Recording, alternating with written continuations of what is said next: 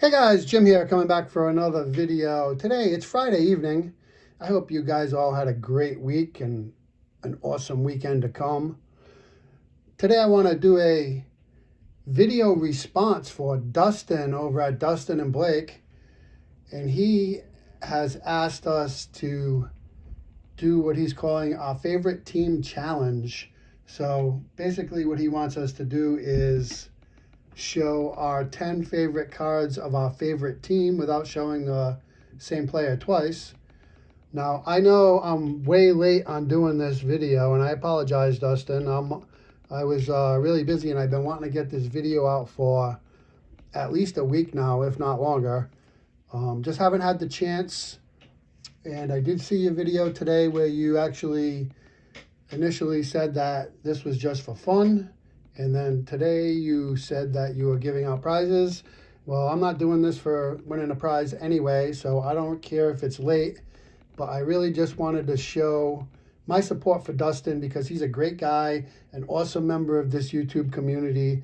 He's always trying to organize and get people together and just have fun with making videos and with your cards and just everyone to interact and be friendly in this awesome community. And so for that reason alone, I just wanted to do this video just to show my support for Dustin. I know he just reached 1,000 subscribers on his channel, and he very much deserves that. So I will leave a link to Dustin and Blake. If you're not familiar with the channel, please stop by and check them out. And other than that, I'm going to get started. I've got my 10 favorite Red Sox players and their cards. And these are in no particular order except starting out newest to oldest. So the first card that I'm going to show here is this is a 2000 Pacific Revolution Nomar Mazara. And this is just a great looking card, beautiful card.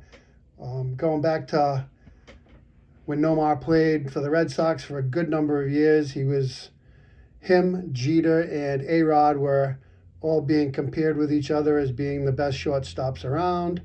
And, of course, Nomar ended up having injuries, which derailed his career at the end there, but he still had a pretty nice career, and just always enjoyed him when he played for the Red Sox. Always enjoyed watching him, and he really was a great player, especially for a few years there towards the middle of his career.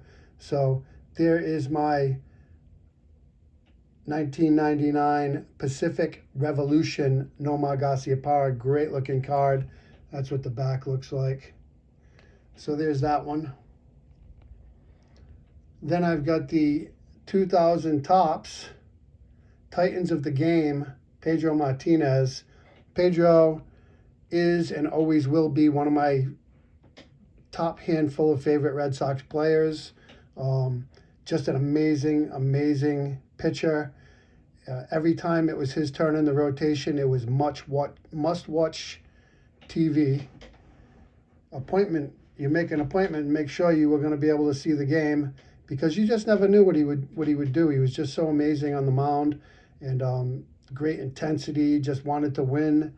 And he wasn't a big guy. He wasn't a kind of a skinny, shorter guy. So it was pretty amazing what he was able to do on the mound with the velocity of his pitches, and just an amazing pitcher. And I feel very blessed that I had a chance to watch him pitch through basically the best part of his career.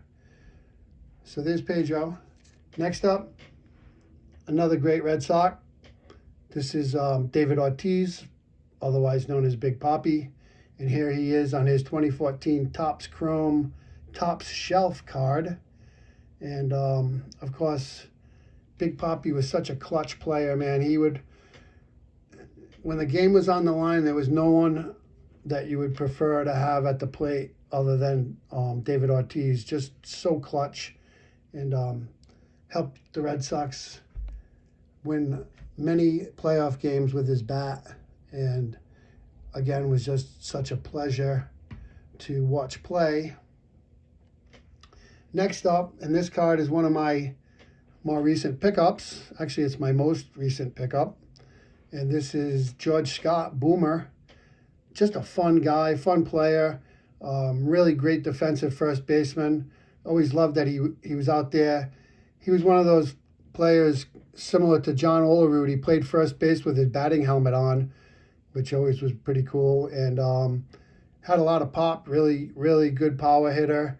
And just a great guy, very entertaining to watch. And this is the 1977 OPC card. And if you ever notice, George Scott was traded from the Brewers to the Red Sox in the offseason of 1976. So he played for the Brewers in 76, and then in the offseason was acquired by the Red Sox. And his 77 Topps card, it's the same exact card and the same exact photo as this, except on the Topps version, he's wearing a Brewers jersey and a Brewers helmet. So somewhere along the line, OPC got somebody to, an artist, to change the helmet and the jersey and reflect him as being part of the Red Sox. So there is George Scott. My next player is Jim Rice, and here he is on his 1976 Topps card. Just love the gold cup there. Rice was just another one of those guys when I was a kid. Just such a great power hitter. You just, when he came to the plate, you never knew he could hit a home run at any time. And just always enjoyed watching him play as well when I was a kid. Another guy that I love, El Tiante, Luis Tiant. And here he is with his 1976 Topps card. Just always loved this guy, man, and still do. He's such a great guy, great ambassador for the game. And he was a great pitcher as well. And I remember he had that funny windup, and I've told this before, but he had that funny windup where he almost spun around facing towards second base, and then he would spin back around towards the plate and fire the ball home. I remember as a kid, I used to emulate that, like playing ball with my friends, and even like playing wiffle ball and stuff like that. I used to like emulate his pitching rotation, his pitching motion, and just a lot of fun and really great guy. And there is Luis Tiant. Another really fun guy, Bill Lee, Spaceman. Had an opportunity on several occasions to meet with Bill Lee and have lengthy conversations with him.